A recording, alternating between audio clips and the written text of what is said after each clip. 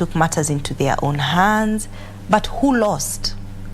Whose houses were being burnt? You know, we were all kind of grounded. You know, we couldn't leave our house. And it was a wake-up call that in as much as we want to think I'm team so-and-so, actually you're not. You are Victor, I'm Caroline. At the end of the day, it boils down to that. Even if you think I'm team such and such, you're really not so much on the team, all right? You're an individual, you're a human being. And that's how you need to look at other people, that this is a human being. Yes. This is not a political party. When I look at you, you're not blue or yellow or green. You're a person. So my message would be, let us just look at people as human beings, as individuals. Even beyond 9th, whatever the outcome, remember that this is a human being. A father, a brother, a sister, a mother. So don't be shielded by whatever color or whatever party, or behind that is a person. Let's talk about people who will win, because excitement is also you know, we have to moderate the excitement. Yes, true. So Victor has won, Caroline has won, she's the woman rep, and yes, so how do we moderate that kind of excitement that to an extent that it doesn't cross over to the other party that is hurting? I would like to say that for those who win, excitement is good, but remember, you have to hold these people accountable. So don't just get content that tumeshinda. Yes. That same excitement, follow up this person that you elected. Follow up and make sure that they're actually delivering. Because winning, fine, great, they've won. But this person said they will do A, B, C, D. Hold them accountable. That same energy you used during the campaign to run around and campaign for your person, that same energy, use it to hold this person accountable. What are some of the steps of acceptance? Someone has completely has won, for example, for the first time. Oh my God, I didn't believe it. I've beaten Victor. You know, he had the resources and what have you. What are some of the stages of acceptance so that I come to terms with that? Okay, I have won. I'm the legitimate winner. I have the certificate. For the next 5 years, I'm the boss of this particular region. So what are the steps? What are the stages of acceptance, either for a loss or for a win? Of course, there's the initial shock and surprise of whatever the outcome, loss or winning. And for those people who win, they also get stressed. Let me shock you. For people, really? Yes, they do. Because remember, this person has won. What will happen? People will flock to their house. So the pressure now builds. The person who's won, you never know. Somebody might start challenging their win. So stress can come from there. Somebody can say, no, I want a recount. All right, so there's that particular stress. Remember, the person who's won now starts to feel that pressure of performing. So now, do they have enough time for their family? Do they have enough time for their physical health? There are more demands on the winner still, right? So it's not that after winning, now we relax, we sleep. So after winning, there's also now resetting your mindset to, okay, what needs to be done? So you reset what needs to be done. Do I need to? Is there a recount happening? Are we okay? Are we ready to go? Then there's a pressure of, who do I elect where? Who do I put in which office? There are people who perhaps you had promised, I'll put you in this office, I'll put you. Now they come asking for their promises. Then there's the temptation of people coming and telling you, you know, to get into shoddy deals, corruption. Give me this tender, I'll do this and that. There are all these pressures that come in. So I would say for acceptance, I actually don't know if people ever reach a total acceptance. I feel like acceptance is challenged at every single step, at every single encounter, with every single job they need to do. You know, there's that kind of constant having to prove yourself. Because the reason why I'm asking this one is because the common mwananchi, they have voted, they have spent their time, run around in the cold, and some of them even die because of supporting candidate A or B. So there is that aspect of family that is completely now broken. Some people lost their jobs, some people lost their livelihoods, and even as we speak, others, you know, getting displaced because of a reason or two, which should not be the case. The government says, be where you are. So as a nation, are we ready to move past 9th of August, generally? I think we'll never really be fully ready, But what I would just like to advise everybody, be it the politician or the mwananchi, the voters, is have a life outside of politics. Yeah. Even as a politician, you cannot eat, live, breathe, everything politics. You know, even if it's have a farm, have something else that, you know, not even really a backup plan, but something that also is an escape from just politics all through, because it can be very consuming. Yeah. Yes. Perhaps, let me just give an example. I've had people who tell me, hey, bana, imekuwa ngumu, my phone even stopped ringing. How deep can that get into someone's head? It's very depressing and isolating, especially for those who lose, and everybody kind of runs away and you're left alone. And then perhaps you already broke the family perhaps, then now you're truly alone. And that's why I was saying, have other things going for you.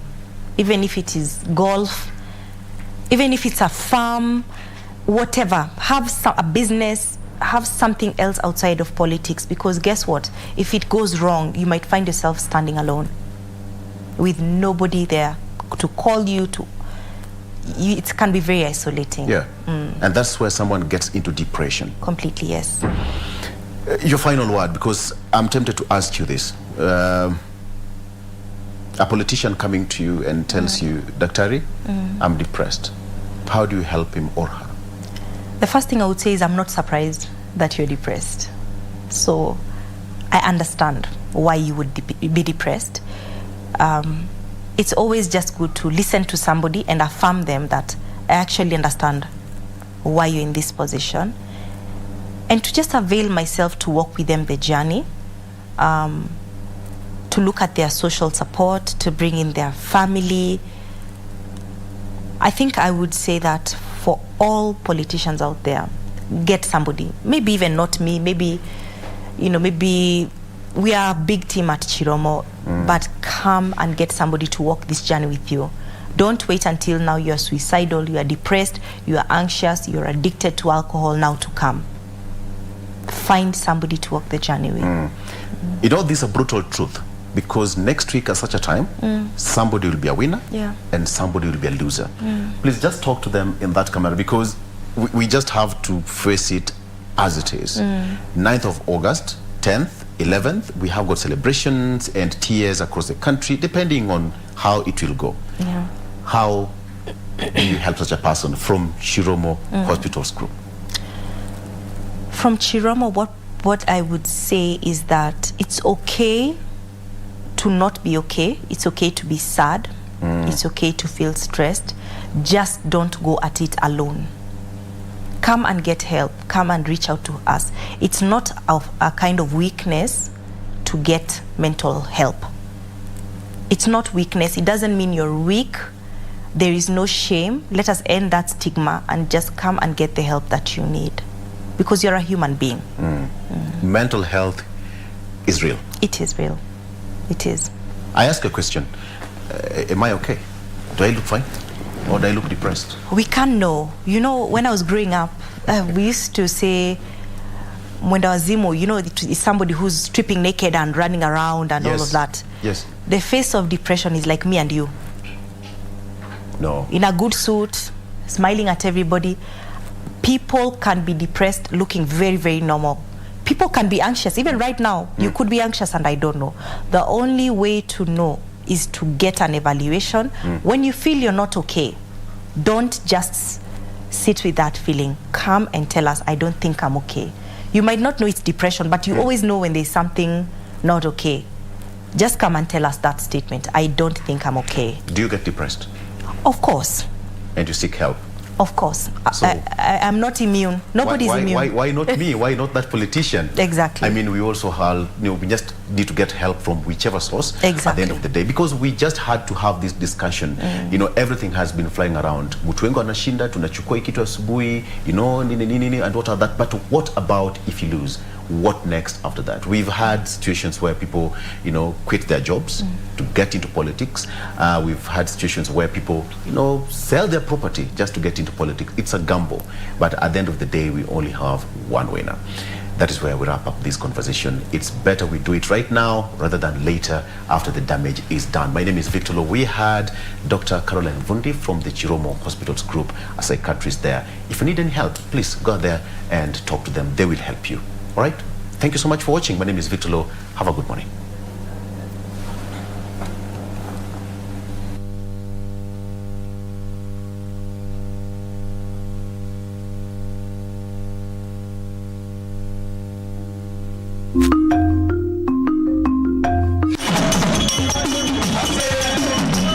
Dance is an integral tool for cultural transmission and harmonious coexistence between families and communities.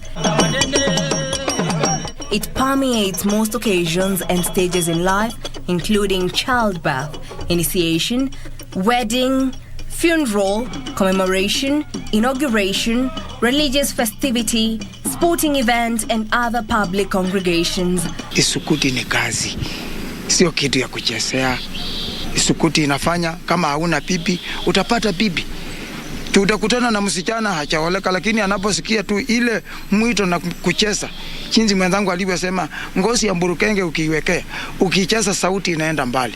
Practiced among the Isuha and Daho communities of Western Kenya, the Isukuti dance is a traditional celebratory performance that takes the form of a fast-paced, energetic, and passionate dance accompanied by drumming and singing. Wakati wageni walifika, Isukuti ikachezwa, na ile wakati ilikuwa inaitwa mwinu huyu. Hawakuwa na jina kamili ya hiki chombo. So wakati Isukuti ilikuwa inapigwa, walikuwa wana kwinu, yani ile kutingika ile, ndio mwinu huyu. Na ndio tulikuwa tunajua hata kabla. Wakati wale wazungu walicheza, wakacheza, walikuja at final wakasema it is good.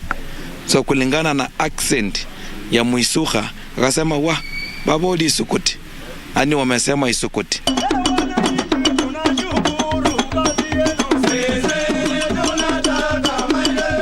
The dance derives its name from the drums used in the performance, played in the sets of 3, a big, medium, and small drum, and normally accompanied by an antelope horn and assorted metal rattles.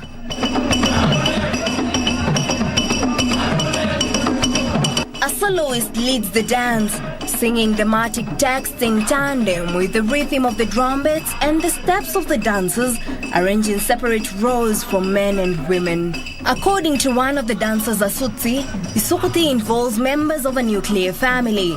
He says according to Isukas, Isukuti has an extended family that comprises Isukuti in 3 sets.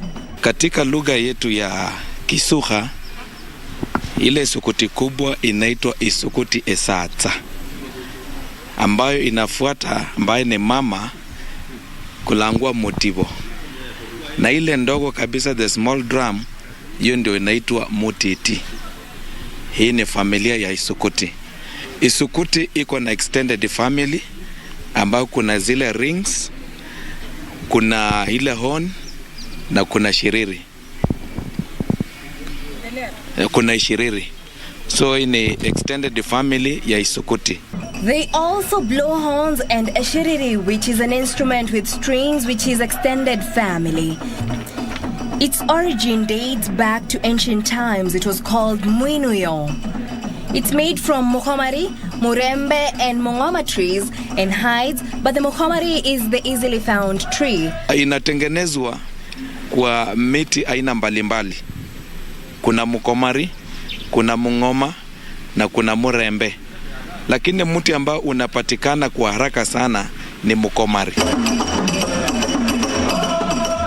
Burukenge or Nile monitor lizards, leather is used to cover it. Hiyo ukaushi kwa moto, ni ngozi ambayo ni safi, sauti ambayo inatoka ni safi, na watu wanaifurahia kwa sababu hiyo ndio ngozi ambayo inakubalika kwa Isukuti. Kutoka kwa maji hiyo, ukiangalia iko na matoatoa, iko na maritati. Hiyo ndio the specialist. Hii ni special skin, hii wanatumia kuweka kwa ngozi. It is played on birthdays, weddings, harvesting, and other ceremonies that would include shiremba, which is an event that involves men alone. Kuti imechezwa kwa sherehe mbalimbali. isukuti imechezwa kwa mahari, isukuti imechezwa kwa maharambe, isukuti imechezwa katika campaigns, political campaigns, hata tukiwa na sherehe ya watoto, birthdays, bullfighting, na hata ile occasion yenye ina furaha, isukuti uchezwa pale. Isukuti unites people and even soothes them in sad occasions. Piga isukuti unatuliza zile mioyo ambazo zilikuwa na huzuni, unawacha ziko na furaha kidogo. For Asutsi, isukuti has helped him eke a living. Katika nyumba kusomesha watoto na mahitaji mbalimbali ambayo tunaweza kutumia. Mimi ni mwenyeji wa kuzitengeneza na zimenifanya nimenunua shamba kwa hizi unapochonga market zinapopatikana. Those still in possession of isukuti drums are mostly elderly and lack successors to whom they can pass on their knowledge. Adding that lack of funds and the necessary material have presented an obstacle to make the instruments and costumes. Wasi wazazi wasifungie talanta ya watoto, wawache wafanye talanta, na katika talanta kuna malipo, watafika mbali. Finally, many composers prefer to work in more commercial genres, and audiences frequently substitute contemporary entertainment for traditional isukuti dances.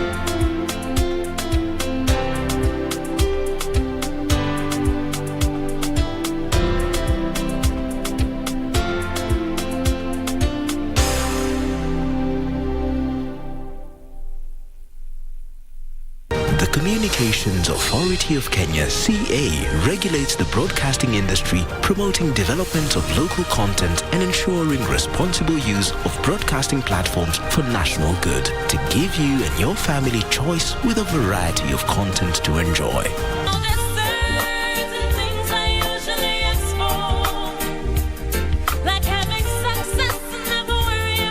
The Communications Authority of Kenya, opening your world.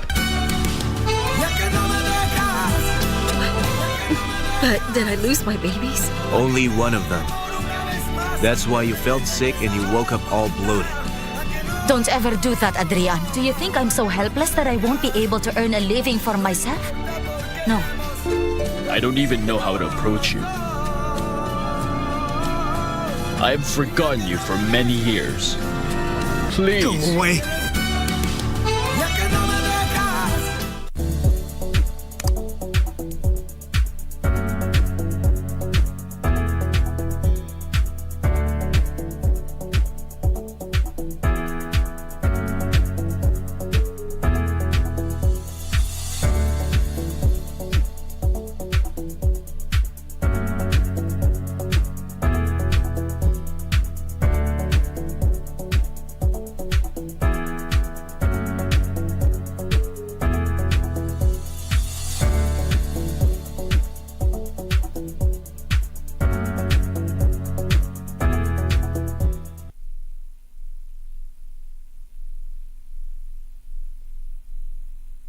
Kwa miaka 11 Minto FM imekuwa pamoja nanyi ikiwapa burudani na kuwaelimisha.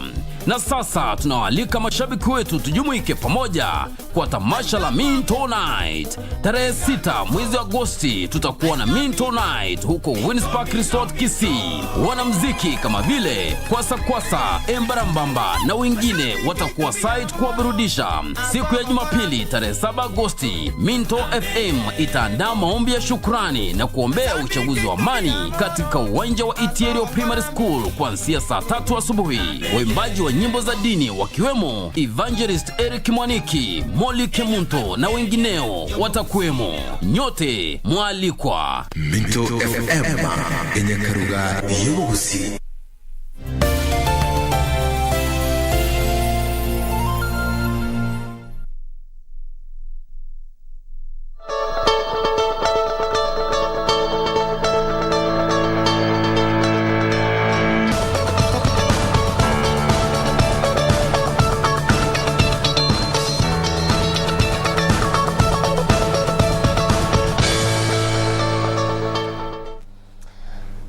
And knowing fully well that children form 50% of our population, just what critical role do they play in elections, and particularly this elections, knowing fully well that they do not actively participate in the voting process, and just what can institutions as well as stakeholders do to ensure protection of children now, during and even after the elections? These are some of the issues that we are set to interrogate at this hour with my guest, that is Leonard Chumo, who is Early Child Development Policy Specialist. Karibu sana to the program, Leonard. Thank you very much, Doreen. Now, even before you go to the issues, 5 days to elections, what is your general assessment in terms of where we are right now, and even as you look at the preparedness in respect to these elections?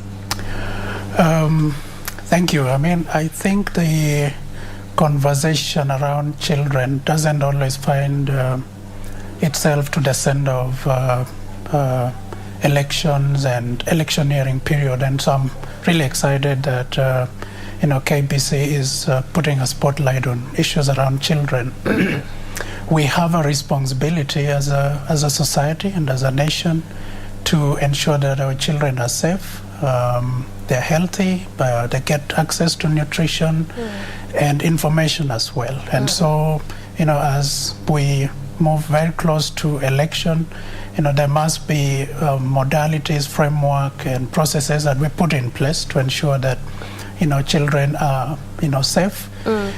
Before elections, we should talk a lot about how do the voices of children come to the table, how do we factor in needs and aspirations and wishes of children into the agenda of elections. And then when we get into elections, we can think about how to ensure that they are safe, they have access to good information, and then post-election we can discuss about that. So as a nation, like you rightly say, people don't get to know that we have 50% of this nation is children. We'll come to that, the issues, as we momentarily continue the conversation, but I just want to get your general feel and assessment, particularly in terms of preparedness. There's a lot of conversations ongoing around, coming from stakeholders, from institutions, and even just from Kenyans at large. So in your own analysis, do you feel we are ready to go come next week Tuesday? I think we're ready. Everybody is nervous, but there can be no better time being a Kenyan,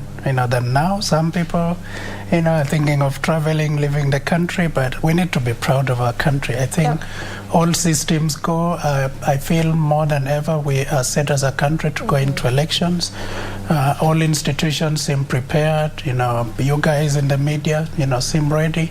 And I think let's make it the best election that we've ever had. And, so I'm happy that we can even think about what about children? What about the voices that are not heard? So you feel we are ready to go? August 9th it is. Okay, now going back to those figures and statistics, just looking at the general population, we say that children account of half of this. 50%, and as you rightly put, that this information may not be out there. People may not even be thinking that actually children form a bigger chunk of this. But the question that is out there is, much as they form a big chunk of the population, we know fully well they are not actively involved in the election process because, under the age of 18, you can't vote. It's within the Constitution. So then what critical role do they play in elections? So, world over, children, do not participate directly in elections. Yes. But, countries are beginning to find ways that voices of children, come to find their way into the agenda of elections. In our country here, we have the county children forums, we have, children assemblies. So and I hold the opinion that somehow we need to get the voices of children to count in elections. And I'm involved in research, with a few other people that are thinking about, why shouldn't children actually vote? What is the reason why children do not really vote? Is it because of age? Is it because they do not, have an opinion? Is it because they do not matter? Now, when we're talking about 50%, actually it's not 50, it's about 53, 54. So the number has increased over time. The accurate figure is about 53, 54. Okay. And, so if you're talking about a country whose half of the population do not raise issues that count in an election period that will last for 5 years, there's a problem. So children have agendas, they have interests, they need to know how to cross the road. So let me touch something that is very current. Professor Makoha, who I think I like his work, announced that schools were closing yesterday. He announced on Monday. You don't do that in a country with 50% young children. Education needs to begin to be an important thing in this country, where no one just wakes up and says, schools will close tomorrow. We have children who go to school in Kilifi, they come from Busia, and vice versa. When you close school like that, how do they get there? And it's not even practical that you'll open schools on 11th, because literally that means that on 10th they need to be on the way traveling back to school. It's not possible. So I think, and the reason I'm saying that is elections is not an accident. It's not an emergency. We planned for 5 years. You guys in the media held a presidential election and you announced the next presidential, debate. And you announced the next presidential debate will be on, you even gave a date in 2027. Why should we not be able in education sector say schools will be closed on this and this date in 2027? We need to plan. So I think we need to start engaging, being realistic, have smart objectives for children, and bring their voices to the election as well. So basically what you're saying is that much as they may not be active players because they are ideally passive, they are not going to be there, casting a ballot because of the age factor, as you mentioned. But what I'm getting from you is that they also are key players in essence, that they also need to be involved. Let them also know why things are happening the way they are, not just ambush. Is that what I'm getting from you? Yes, actually from child protection angle, and our constitution, 2010 Article 53, articulates very, very rightly. The president just signed an act, July, I think 12th of this year. Yeah, it was July 6th. Yes, Children's Act 2022. And it says very clearly that children have a right of information. They need to know what's going on. And again, when you close schools, they need to know why. You have parents out there whose children are asking them, when we open schools, am I moving to the next class? Because they think maybe a term is over, we're moving to the next one. They have a right to unbiased information. They need to know what is presidential candidate Wajakoya, Raila, Ruto, and Wahiga about. Who are they? They are Kenyans. They have ideas and they would like to lead the country. Very unbiased, and even though they do not participate, they need to know what's going on. And every 5 years we have elections. What is an election? We get to choose a leader who leads our country, who champions the needs of the poor, the needs of children with disability, the needs of children like you, and so on. So we need to give that information to them. And in the best case scenario, and in the coming years, we need to begin early, and IEBC needs to be involved as well. Begin early to gather, views and information from children. How would they like, their schools look like? How would they like,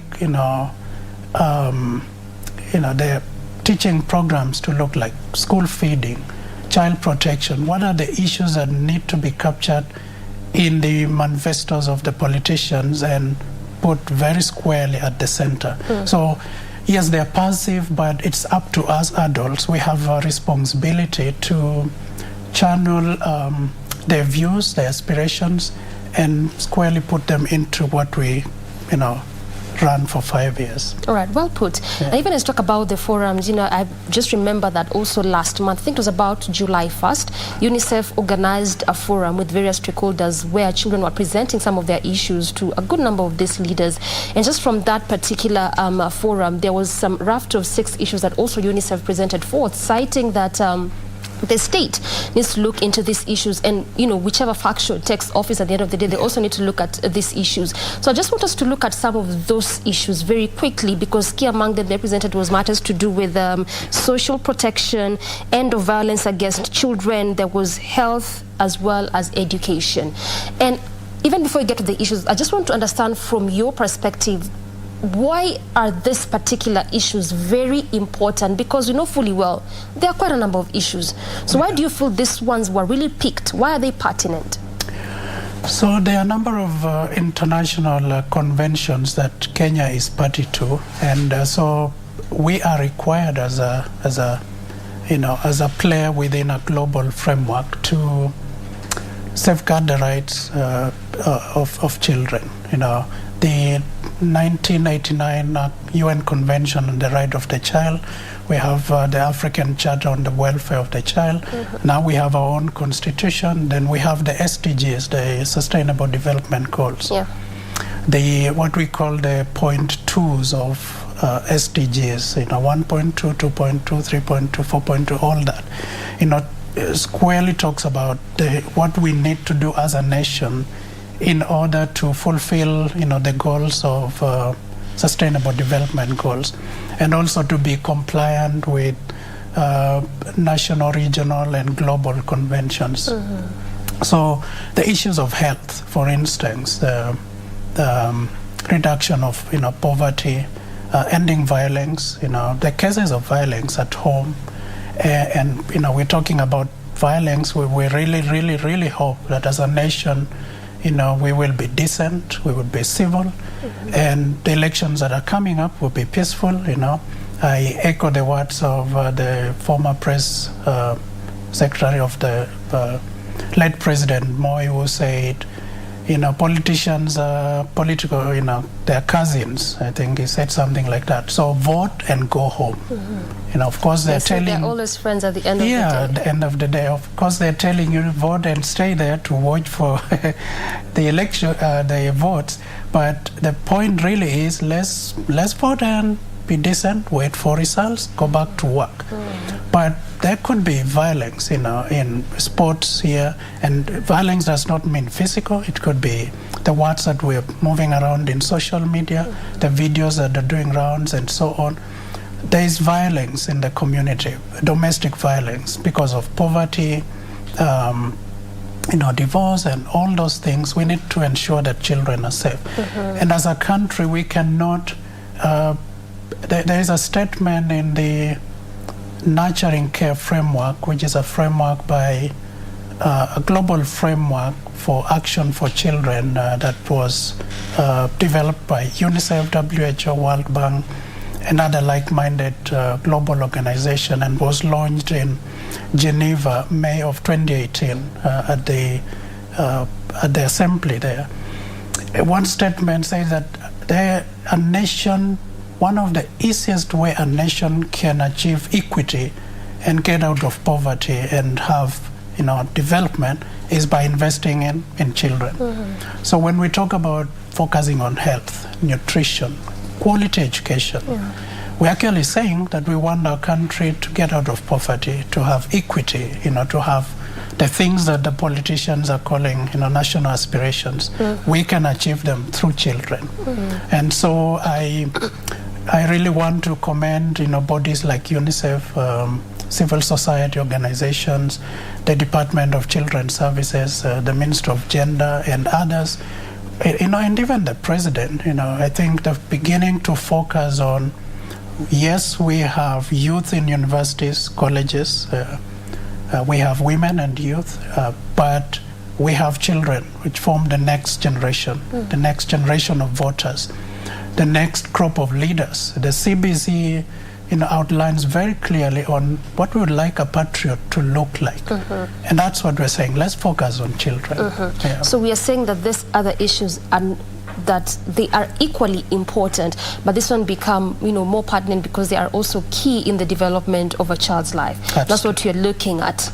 Let's stick on that violence beat just for a while, because again, also when you look at the research that was conducted by the University of Nairobi on the post-election violence, their focus was actually on the socio-economic aspect, and they looked at different areas, particularly the peri-urban areas, on the effects of the PEV as at that time. Let's just look at the long-term effects of this, because again, children and women are always at the center of it. And also looking at that research, which indicated that at least above 500 children were affected, and this is out of the over 1,000 people that are affected in that post-election violence. What is the long-term effect of such on children, particularly? Yeah, thanks, Doreen, that you bring that back. We've always been told that Kenyans are great people because they forget easily. Good thing, but can also be a bad thing.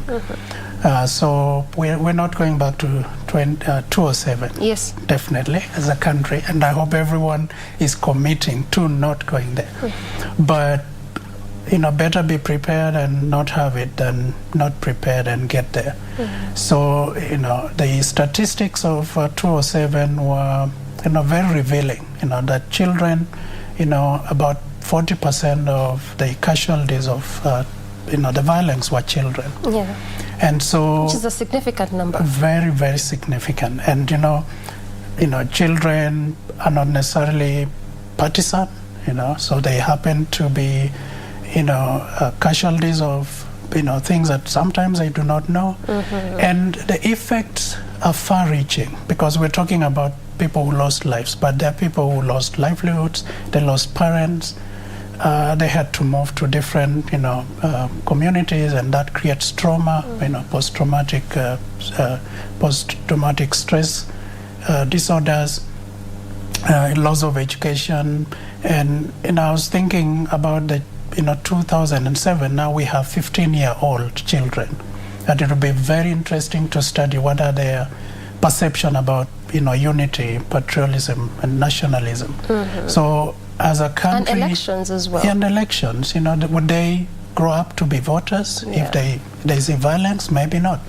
So I think we need to begin to be conscious of what children are seeing, what they are hearing, because they will replicate, they will reflect what we do and who we are, what we say in political rallies, how we conduct ourselves on the election day. Let me remind us that elections will be happening in schools, by the way. Yeah. And in future, I think I would like to incite schools to ensure that IBC pays them rent for using their facilities. Polling centers. Yeah, so we need to be decent, because those are children's places, spaces. They need to see decency. Let's conduct ourselves properly and go home. What we share on social media, they have long-term effect. Children are like sponges. They take in what they see from the environment, and the effects will be long-term. They will live to reflect that. If we do good, they will be great citizens of our country. And again, so we keep advocating for peace in every chance you get. Avoid the mayhem, the poor, bad messaging on the socials, because just as you're saying, it has a long-term effect. Talked about those that are born at that time. They are around 15 years old as at that time. So you can imagine if they're thinking, I will never vote, then this in a way castigates their right in that regard. So it's important to ensure even what we put out there. Okay, going back to the law that was assented by the president on July 6th, that is the Children's Bill, and right now it's actually a law, has a raft of issues in there, including the children's right. Talk about the right to various forms of freedom, basic needs, and all of that. And one may just say that children have a better, or they could be having a good understanding of what their rights are, but they do not have an understanding of what really election means. Talk to me about that. Yeah, we've come far as a country. The 2022 Children's Act is not perfect, but we've come really far as a country, and many countries, in the region, and interestingly, globally, look up to Kenya, as a model. So we are setting the pace for other countries, for other societies, and we are a case study for best practices. So, the law, articulates very elaborately on what the responsibilities of institutions, persons, families, all stakeholders, government ministries, and so on, towards enhancing, protecting, and implementation of children's rights. And I think one of my excitement is how it attempts to implement all the 1989 UN Convention on the Right of the Child, 12 articles. The right to information, freedom, association, education, health, all those things. Now, when it comes to information, it's our responsibility. We have an advantage to educate the younger, generation, but it has to be a two-way. We also need to listen to children. The way they communicate is not the way we do. Their language is different. Yeah.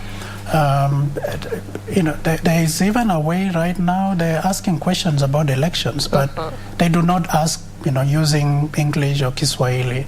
They might ask, using, facial expression, using drawings, the way you can see them reacting to crowds or when they see things on TV and things like that. So we need to listen.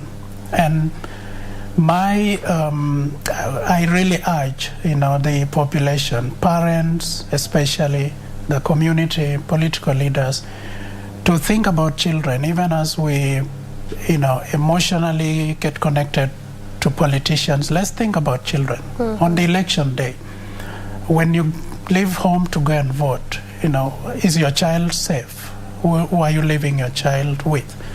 Are you explaining to them what you're going to do? Do they have food to eat? As we watch the TV, are we cautious on the material being, shown on TV?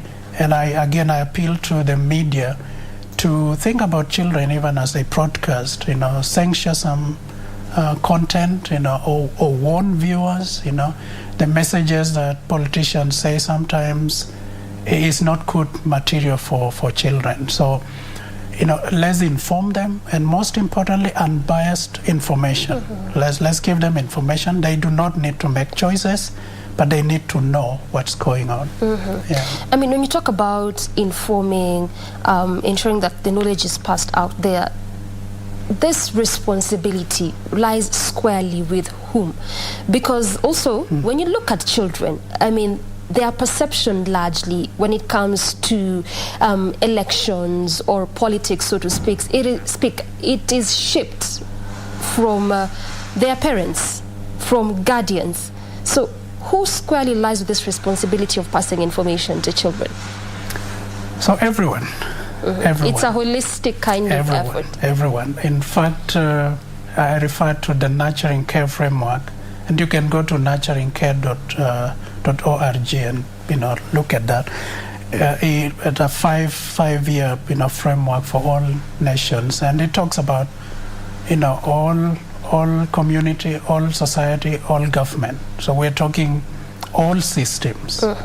And I think the president used those terms in unveiling, the Children's Act recently.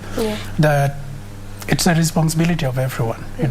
Civil society, families. Of course, it starts from home, but we're talking about all children. Some of them are not in homes. Some are in charitable children institutions. Some are in conflict with the law. Others in foster care. So everyone, where the child is, the public, the community, politicians, religious leaders, everyone, we have a responsibility to, one, protect them from abuse, violence, exploitation. We're likely going to see those things emerging because the attention of the society is now focused in one direction. And so the evils that could easily be perpetuated against children, distribution of campaign materials or messages or Even people who are looking for numbers can easily recruit, primary school kids, to fill the stadiums and things like that, so they look like they have numbers. So they could easily, they are vulnerable, and this situation makes them a lot more vulnerable. Mm-hmm. Children with disability, children who cannot hear, the deaf. Yeah. How do we ensure that, we are protecting them? So it's everybody's right, drivers on the road, schools, Right now, everyone is complaining, professor closed schools suddenly, they don't have fees, but teachers cannot just close schools and care nothing about where children go. It's their responsibility. They need to know that children arrive home well. If they come from Turkana and they study in Nairobi, it's the teacher's responsibility together with parents to ensure that they are safe home. So I guess I'm saying is it's everyone's responsibility. Mm-hmm. It's everyone's responsibility. Yeah. And I mean, Leonard, I just like to get a practical, so to speak, example of this protection, because as you've mentioned, children right now are at home, and that is possibly going to continue up until 10th, at least going by the ministry's directive. But how then do you protect children? Like, for instance, just was it yesterday or 2 days back when we had leaflets circulating in some parts of the country propagating hate speech kind of messaging, but at least as of yesterday, know that the ministry through the police arrested 8 suspects out of that particular issue. So children are in that space. These leaflets are circulating, they're propagating hate speech kind of message, and a parent is wondering, so how then do I protect my children from this? Because this is something that you may not really have control over at the end of the day, but also they have to be protected. Yeah. Yes. I would, I think my opinion, I would encourage that we become aware that children are human beings. They have emotions. They have desire to know. They hear, they listen, they have all the senses. Let's not assume that, 2-year-old child, 5-year-old, they don't care, they don't know, they don't need to know. Let's begin from there. And when we talk about rights of children, we're not saying that, children are against adults. We're just saying that if we become the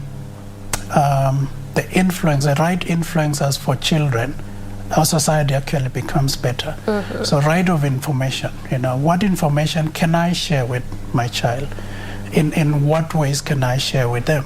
For example, it's simple to say, during an election period, we elect a president, and they do not even know what is to elect. Mm-hmm. We get grown-ups like me and you get to choose a president who leads us for 5 years. Okay. And they lead us by coming up with policies. They build the roads, they build schools, and that's what's going on right now. So we are closing schools so that some of the schools can be used for that exercise. Mm-hmm. In a simple way that is broken down, again, unbiased, but it begins from knowing that they need to know.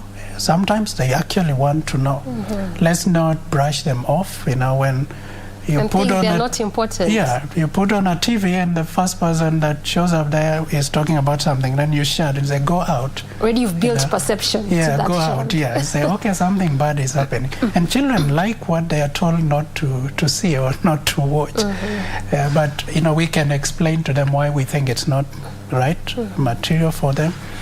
It's graphic or it's adult information and things like that. Mm-hmm. So there are very practical ways. And the assumption, of course, is that parents are at home, which again is not very true. There are families that will not even be breaking for holiday. They must go out and get food. Yeah. So children are alone at home.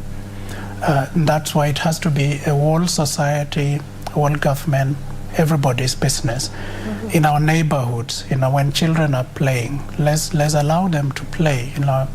If they have to stop, because of commotion and things like that, let's put them back into safe places. Mm-hmm. And the Act, the 2022 Act, actually prescribes what needs to be done. Reporting, for instance. 112 is a toll-free number anyone can call, including parents and children. And I'd like to, there might be children watching this show, that if you're in a situation that you're sensing danger, abuse, or exploitation, ask your parents or a friend for a phone and dial 116. And you'll have people who are friendly, it's toll free. They'll talk to you, they'll find out where you are, what circumstances you are in. And that can even be your own parents, because sometimes children are in danger of their own parents and relatives. So I think there are ways we can practically help children to be safe. And I'm not talking just for this election period. They're more vulnerable now because attention is focused elsewhere. And there will be other, idlers around, drug addicts and drunkards who might take advantage of that. So it's a high risk area, time for now. But these are things that need to be seen across, the year, across the 5 years. We need to safeguard children, report cases of abuse, and help them to thrive and succeed. Yeah. Well said. And that's like on the ground, when they're out there and they're perhaps detecting some form of violence, they can dial. The number is what? 116. 116. Yeah. But they can call police as well, 999. Yes. And I think 112. Okay. But 116 is a special helpline for children matters. Well said. Well said. That is on that part.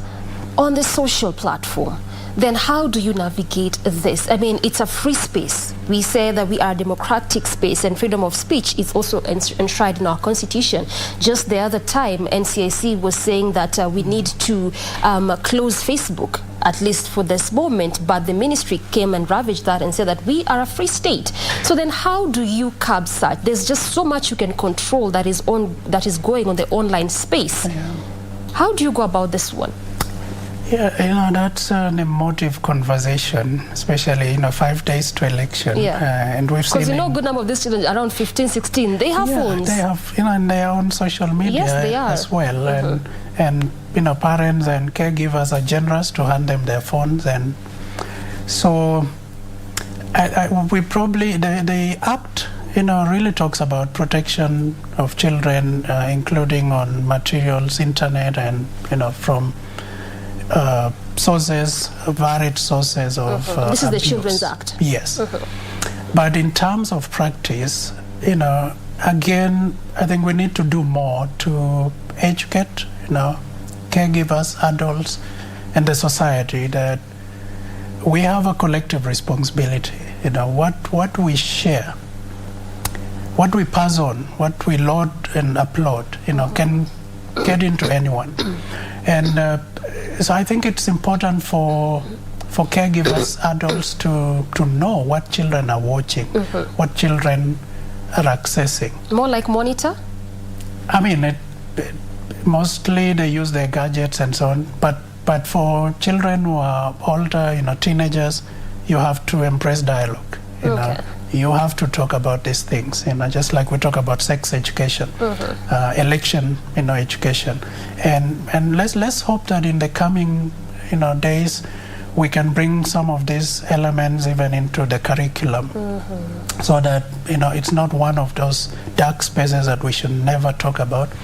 Violence happens. We need to talk about it. How can children stay away from violence? How can children stay away from abuse? What are you likely to get on social media? Let's prepare them. What do you do if you see content that is not appropriate? And what is content that is not appropriate? So I think we need to, where you can limit access to inappropriate content, do that. Where you anticipate that your authority or opportunities to limit access to inappropriate content, and then embrace dialogue, discuss with children, and let them know why they need to take their own responsibility. And what we're talking about also targets children themselves, because they need to take their own protection as their own responsibility as well. They need to know who to talk to if they sense danger. They need to know what content is not appropriate and why. they need to know if, their escalation of,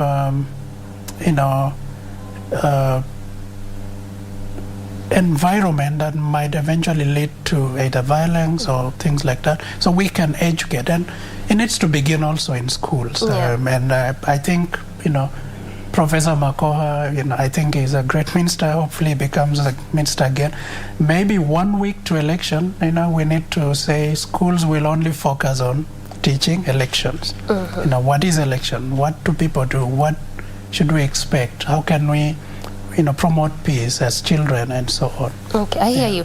And as we begin to wind down, Leonard, I know you've just mentioned it a bit even as you're responding to that earlier question, but I'd like you to elucidate it further and perhaps make more sense. You talked about 1 week to elections, but shouldn't we have this perhaps in the lessons, that it's part of the curriculum, part of the classes, that let's just understand what election means, what does voting means, what is voting patterns, what is your role as a child, what does your parents' perception play on all of this? Do you think we need to be having that as we wind down the conversation? Yeah, absolutely. As a country, I hope every Kenyan is proud of our country, and we have one country.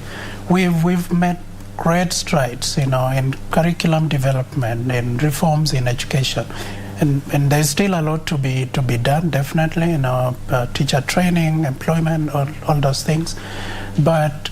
I think CBC provides one unique opportunity that we can utilize to engender values, and it talks a lot about values, and be very current. We've now known that election in this country is a very, very important thing. People campaign for 5 years; they never get tired. So we need to talk about it. Children need to know, if they pass by Nyayo Stadium or Uhuru Park and there is a large crowd that doing election, what is that? So I do agree with you. We need to incorporate elements of, and there's some there. Those of us who went to school a long time ago, we used to do civic education. Yes. And some of it is there, but I think it's not sufficient. We can do more. Educate and empower children to know, make right decisions, because it takes very short time before they become voters as well. And if we do not prepare them, we have actually prepared to fail. So I'm excited. But first, let's go and vote peacefully. I think we need to begin there. Yes. If we have this conversation 2 weeks from now, we can talk about what we need to do in the curriculum. But for now, let's ensure that children are safe. To IEBC, when we have pregnant mothers coming to vote, let's give them priority. If there are parents who cannot leave children to anyone and they have to bring them to the polling station, let's give them priority. Let's conduct ourselves decently. And those of us at home, let's explain what's going on to parents in a way that to children, in a way that they can understand. But let's be peaceful. Well said, and a good place to end it. Those are also some very good recommendations from you, at least when it touches on that aspect of peace. It is very important. As you mentioned, elections will come and go, but the country will remain you and I at the end of the day. Good place to end it, and asante sana for your time, Leonard. Just coming and explaining to us, making it make more sense as to why children are necessary and important and play a critical role when it comes to elections. Thank you very much. Thank you. All right. That has been Leonard Chumo, Early Child Development Policy Specialist. Of course, just talking to us about child protection amid this election period and the critical role that children play when it comes to election. Good place to end the conversation and good place to end Good Morning Kenya this Wednesday morning. Asante sana on behalf of the entire team. Thank you so much, and let's do this again tomorrow.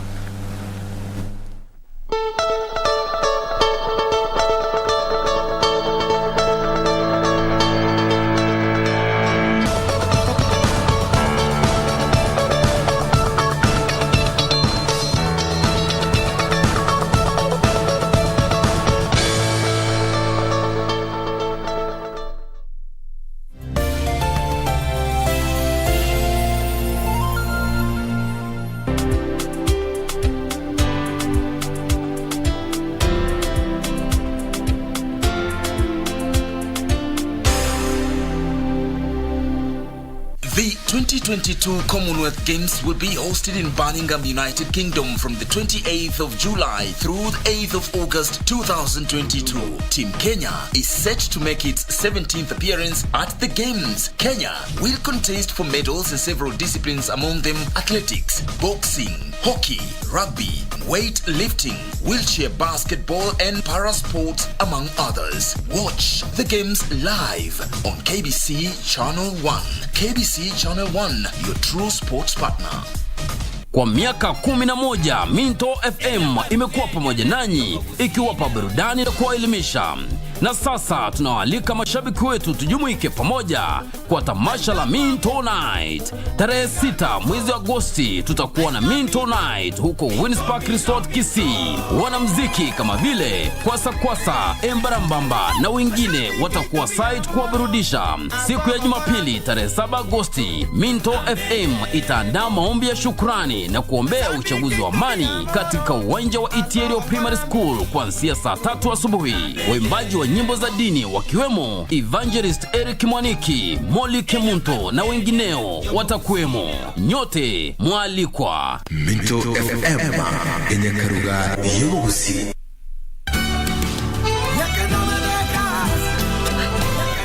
But did I lose my babies? Only one of them. That's why you felt sick and you woke up all bloated. Don't ever do that, Adrian. Do you think I'm so helpless that I won't be able to earn a living for myself? No. I don't even know how to approach you. I've forgotten you for many years. Here. Renea, please. Go away.